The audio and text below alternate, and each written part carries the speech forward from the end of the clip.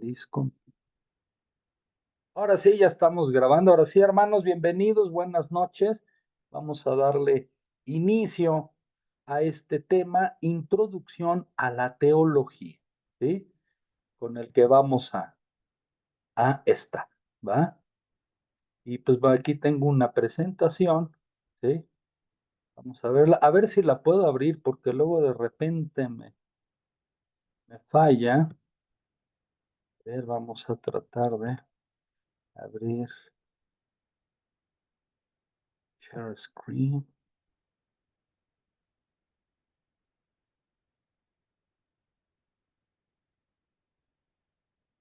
Madrecita no me deja abrir mi presentación. A ver, a ver.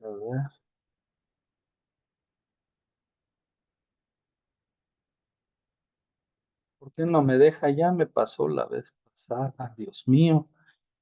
Me deja abrir esta presentación. ¿Sí? Ay, segundo verso, ¿cómo le puedo hacer? Sure. Y lo ensayé en la tarde y sí salió.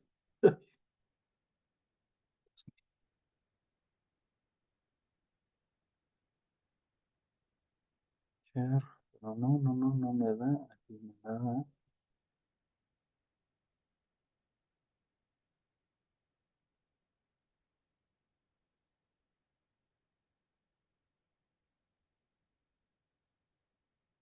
Si alguien le sabe esto que me pueda aconsejar cómo hacerle, pues mucho se los voy a agradecer. Les digo que lo estuve intentando y no me deja, no me deja stop share.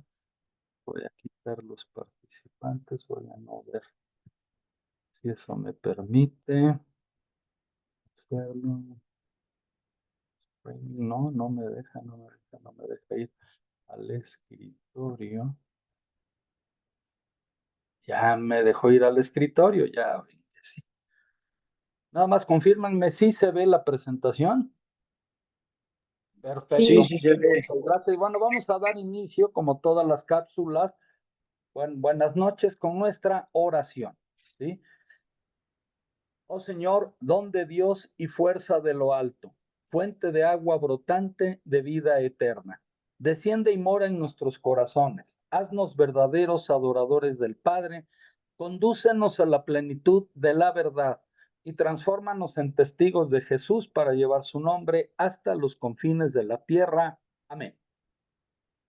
Bien, hoy en esta parte de introducción a la teología, vamos a ver estos 5 puntos integrantes de la teología. El primer tema va a ser Dios se revela a sí mismo ante el hombre.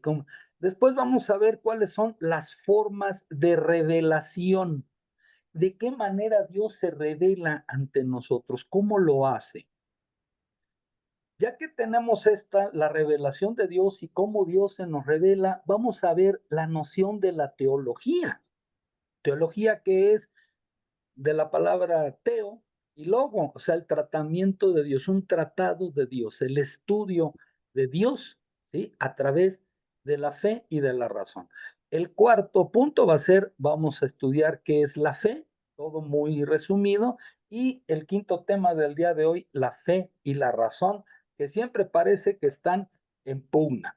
Bueno, si gustan, para los que quieran tomar nota adelante, para los que no, al final de la cápsula voy a subir esta presentación al chat para que la puedan ver. Ok.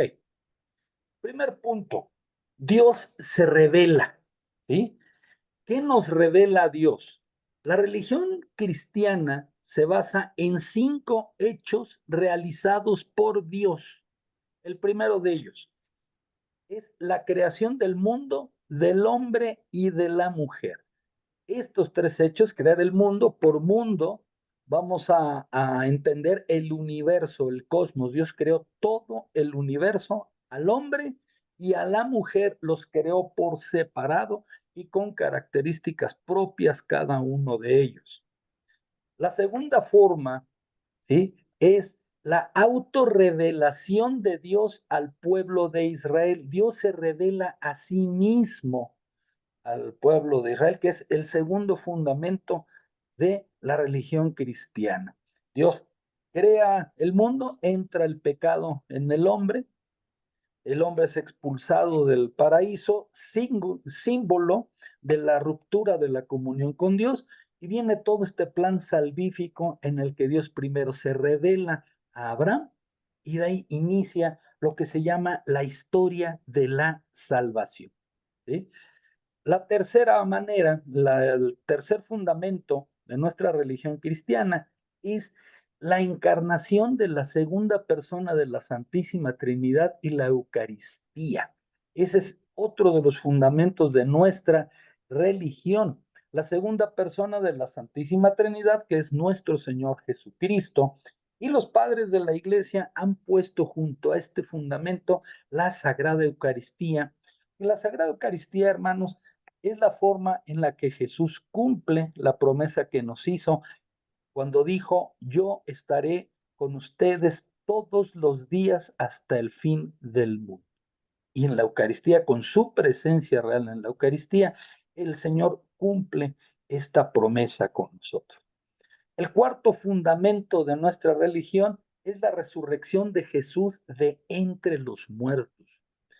Si Jesús no hubiera resucitado, quitemos la resurrección, hubiera sido solamente un profeta iluminado, un profeta muy poderoso, taumaturgo, sabio, pero no hubiera sido la palabra de Dios, Dios mismo que se está revelando.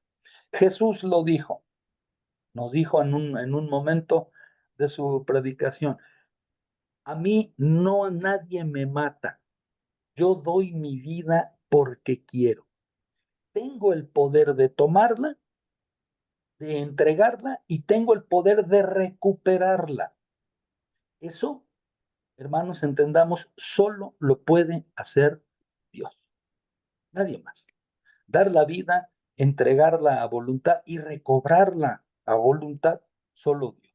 Es otra de las formas en las que se nos revela. Y el otro fundamento de nuestra religión es la iglesia fundada por nuestro Señor Jesucristo, ¿sí? Donde él a Pedro le dijo, tú eres la piedra y sobre esta piedra edificaré mi iglesia, le dio las llaves, les dio el poder de perdonar los pecados, etcétera, y les dio la misión de predicar el evangelio a toda criatura. No dijo nada más al pueblo tal, no nada más a los amigos, no, a toda criatura, por todo el oro. ¿Sí? Entonces, estos son los 5 fundamentos, los 5 hechos en los que se basa nuestra religión, como nos dice la teología. Ahora bien, estas que acabamos de ver, estas 5, son acciones divinas, ¿sí? Acciones que solo Dios puede llevar a cabo y que tienen algunas características.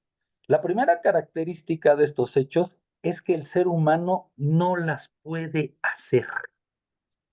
Nosotros no podemos crear el cosmos, no podemos crear al hombre ni a la mujer, o sea, después no podemos implantar la iglesia de Jesús, etcétera. No podemos hacer estas 5 acciones en las que se fundamenta. Esto es, la revelación del Señor está fuera del ser humano, fuera de la capacidad de acción del ser humano. Y eso a veces nos lleva como personas, el que no esté con nosotros a veces nos lleva a no creer en ella, a ciertas cosas. Bien, también tiene esta característica.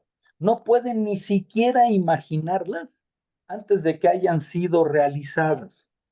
O sea, estos 5 hechos en los que se basa nuestra religión, antes de que hubieran ocurrido, el hombre no hubiera sido capaz siquiera de imaginarla. Pensemos, por ejemplo, en la Eucaristía. Los apóstoles no pudieron siquiera imaginar que el Señor estaba instaurando la Sagrada Eucaristía. Lo comprendieron después en Pentecostés, cuando el Espíritu Santo abrió su entendimiento y comprendieron las Escrituras y lo comprendieron todo, pero antes de ello, no digo que no las pudiéramos comprender, ni siquiera imaginarlas, suponer que el Señor iba a hacer algo así. Otra característica de estas 5 acciones, que son fundamento de nuestra religión, es que estos actos divinos han de ser creídos y aceptados por la fe, ¿sí?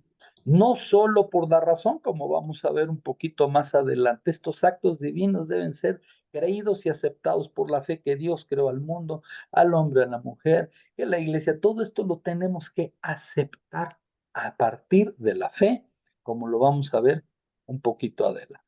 Bien. Ahora, Dios se revela en estos 5 hechos que nos dan fundamento, ¿sí? Pero, ¿cómo se revela Dios? Nos comunica en su revelación su propio misterio. ¿Para qué lo hace? ¿Por qué revela su misterio al hombre? Para dar un vuelco afortunado a la vida humana. Esto nos enseña las 2 dimensiones de existencia. Una cosa es la vida con Dios y otra es la vida sin Dios. Son 2 vidas de características muy diferentes, de consecuencias muy distintas, ¿sí? En las que el Señor se revela, ¿sí?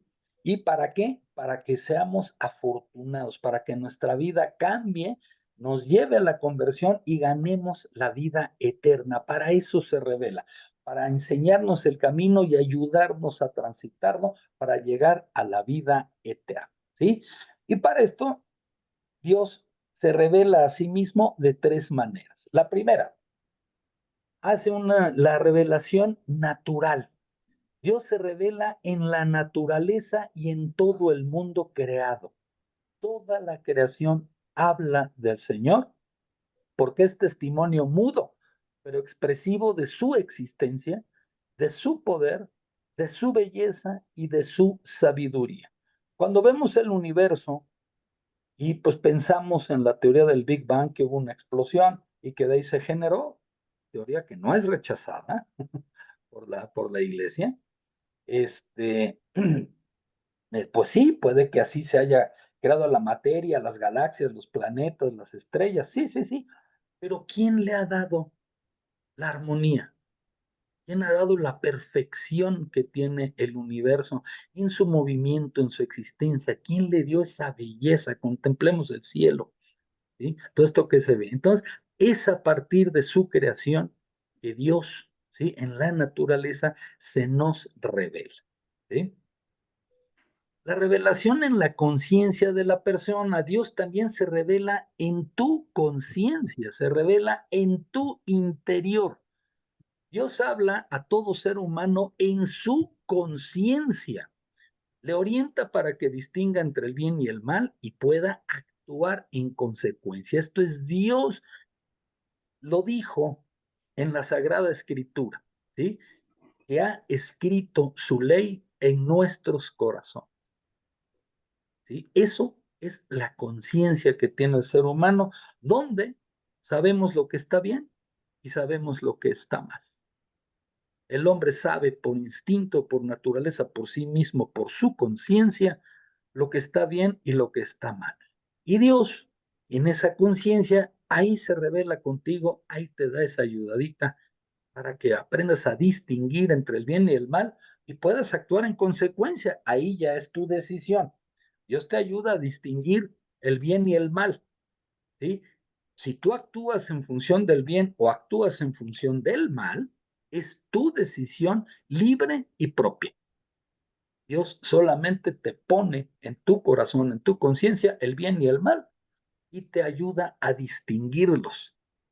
La elección es tuya, ¿sí? También Dios se revela en la historia.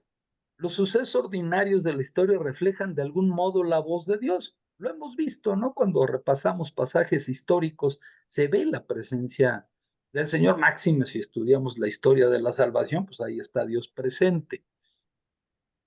Y la voz de Dios puede ser reconocida e interpretada en lo que suele llamarse los signos de los tiempos, pero más allá de que el Señor se revela en la historia, el Señor también se revela en tu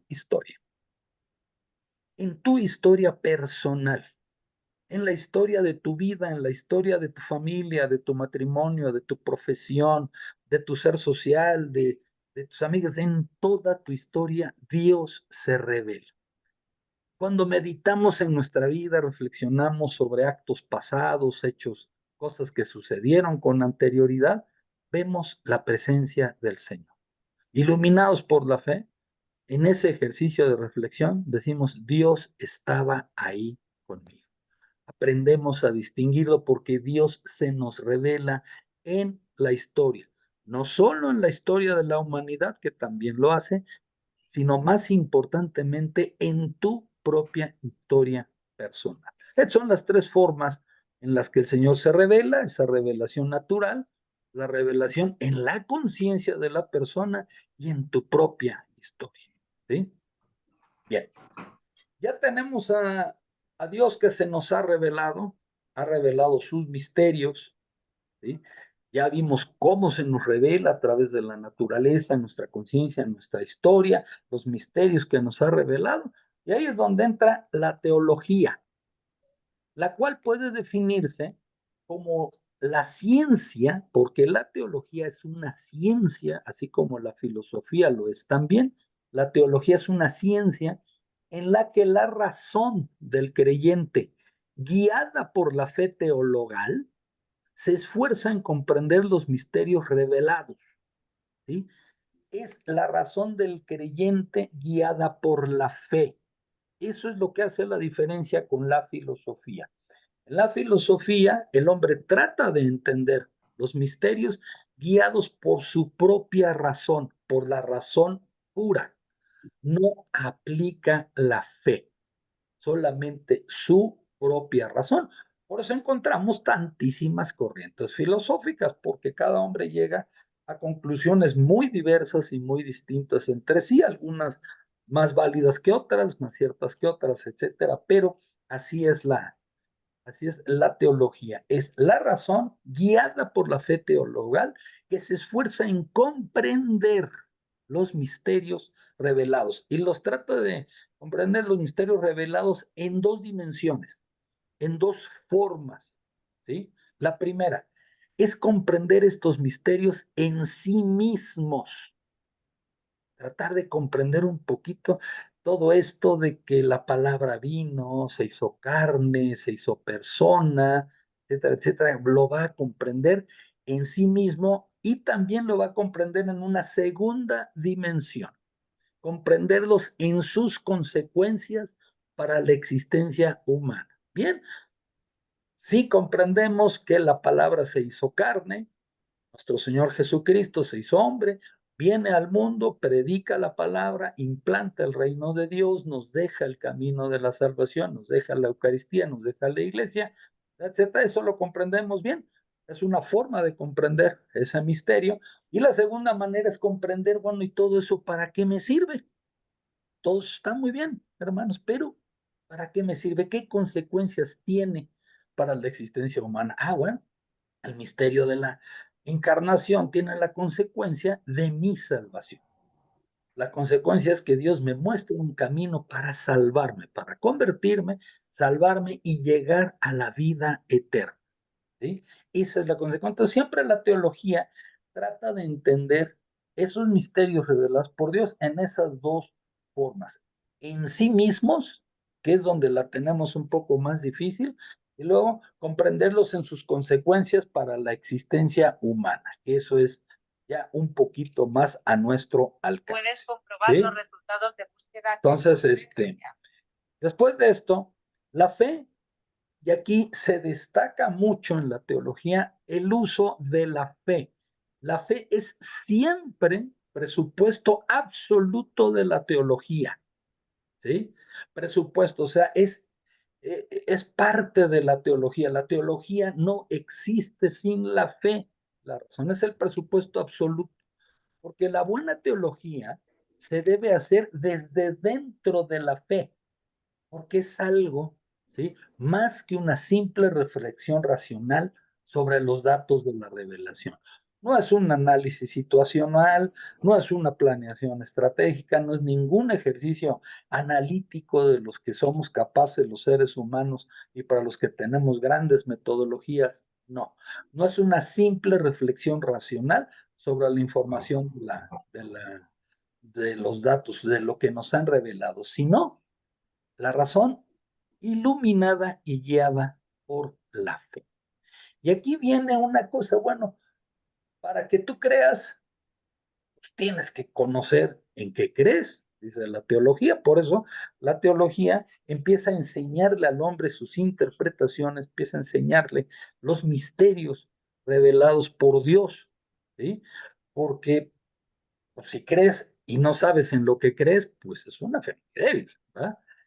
Pero también, para que entiendas, pues tienes que creer. Así lo decía San Agustín de Hipona, este gran teólogo, gran sabio, San Agustín de Hipona, que dice, has de entender para creer.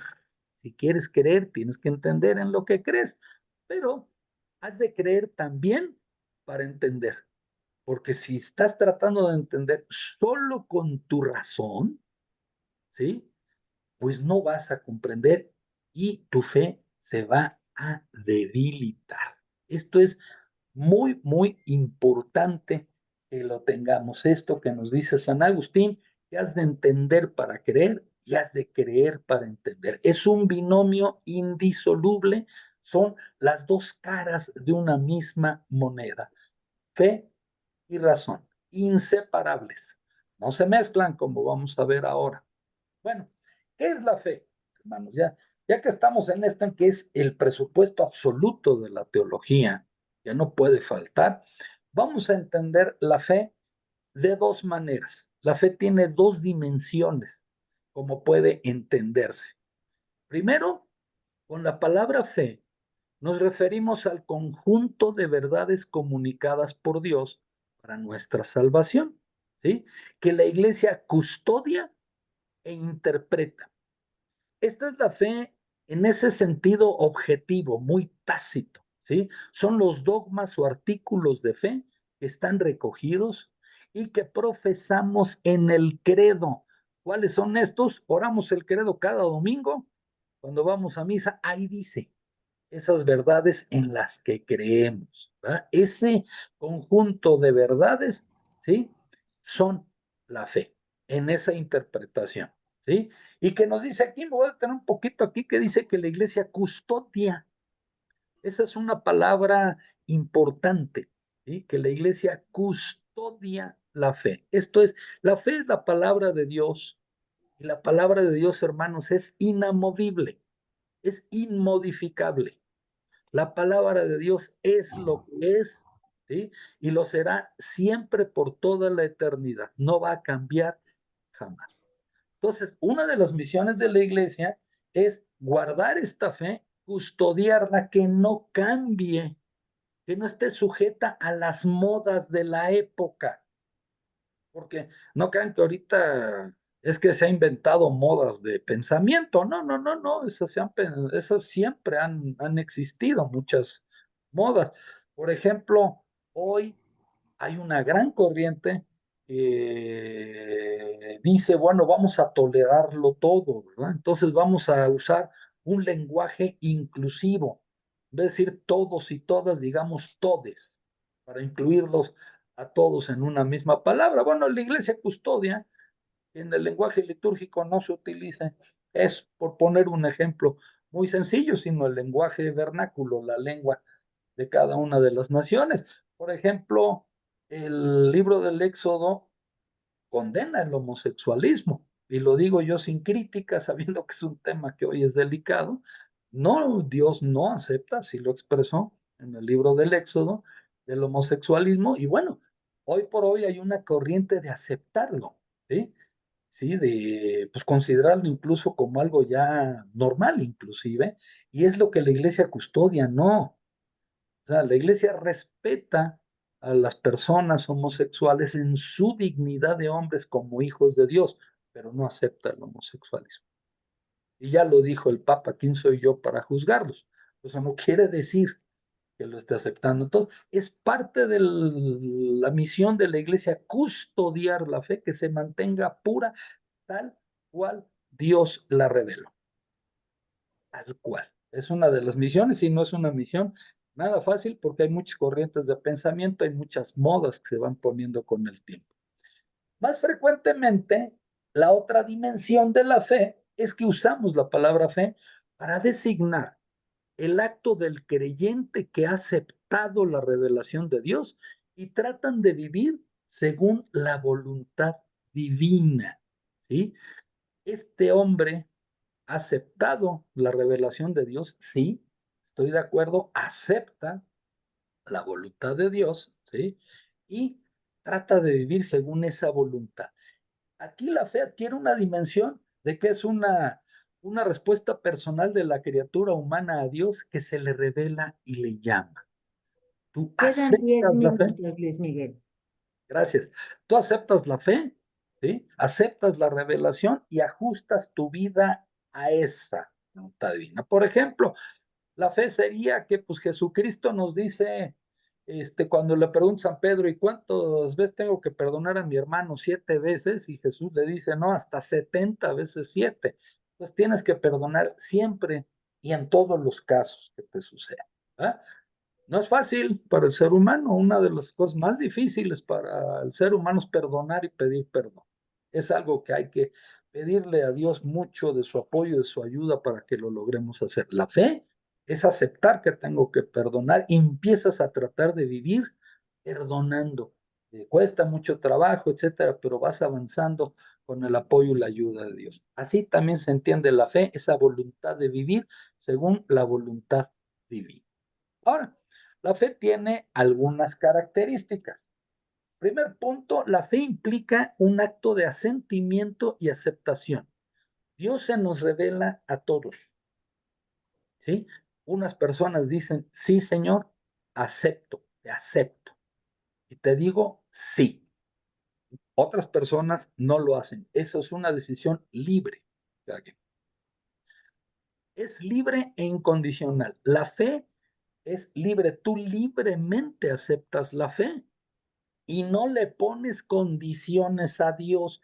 Y aquí nos revela toda una característica que hemos visto ocurrir, que muchas personas llevamos con el Señor una relación de conveniencia, una relación condicionada, podemos llamar también una relación transaccional, la que dice, Señor, voy a ser bueno y voy a ir a misa y voy a creer en ti si me haces este milagro. Cura a mi enfermo, o que me den ese trabajo que necesito, o sácame de este problema, etcétera, etcétera, y creeré en ti. Eso no es fe, eso es condicionar a Dios, ¿sí? Eso es tratar, es hacer un acto de extorsión. Te doy esto a cambio de esto, es una transacción. No, la fe es libre y sin condiciones. Es razonable, te permite entenderla, entender en lo que crees. De hecho, esto que estamos haciendo con las cápsulas de fe es esto, tratar de entender nuestra fe, con ayudar a que entendamos y conozcamos nuestra fe. Es razonable. Si no lo fuera, sería un acto de fanatismo. Si no entiendes lo que crees, serías un fanático, un ciego. ¿Sí? Es un don sobrenatural. Es un don que Dios nos da. Dios nos da a todos la fe. ¿Sí? A todos, a todos, a todos, a todos. ¿Sí? Pero no todos le damos el sí, no todos lo aceptamos, no todos lo aceptamos sin condiciones y con libertad y lo entendemos. Pero es un don sobrenatural. Hay quienes sí deciden aceptarlo, quienes deciden no aceptarlo. Es una decisión libre, ¿sí? Que cada quien toma. Lleva consigo un modo de vivir. Si tú aceptas la fe, pues estás aceptando vivir de acuerdo a la voluntad de Dios, como hemos visto, ¿sí? La fe es la raíz y el germen de la teología. Bien, ahora, la fe supone la unión de la razón y la fe. Ambas son necesarias para la actividad teológica. Razón y fe actúan conjuntamente, no se mezclan ni se confunden. Esto es, no es que la razón y la fe se junten, hagan un híbrido, no. Cada una actúa por su cuenta, de manera conjunta, pero no mezclada. ¿Por qué? Si la fe ahogase el ejercicio de la razón, se produciría lo que se llama el fideísmo. Esto es, hay más fe que razón, es un fideísmo que supone creer sin una base racional o histórica suficiente. ¿Sabes en qué crees? Pues no, pero creo. Y eso se da mucho en religiones, en filosofía, en política, se da que creo un fideísmo desbordado, creo sin saber explicar lo que creo, ni tengo una base para explicar lo que yo creo.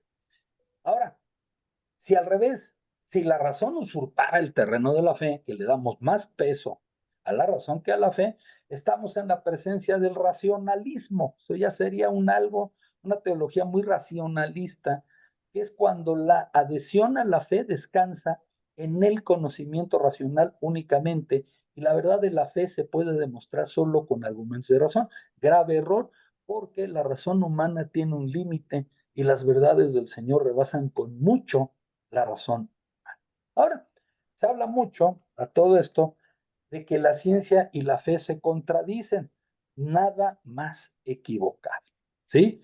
Albert Einstein, uno de los grandes científicos, una de las grandes mentes de la ciencia, desarrollador de la teoría de los absolutos, conocida como la teoría de la relatividad, él decía, Einstein consideraba que el conflicto insalvable, y lo pone entre comillas, entre ciencia y religión, que durante siglos se venía aireando, carecía de fundamento consistente. Esto es, no es cierto que la fe y la ciencia, religión y ciencia están peleados para nada. Para él, decía, la ciencia sin religión está coja y la religión sin ciencia está ciega.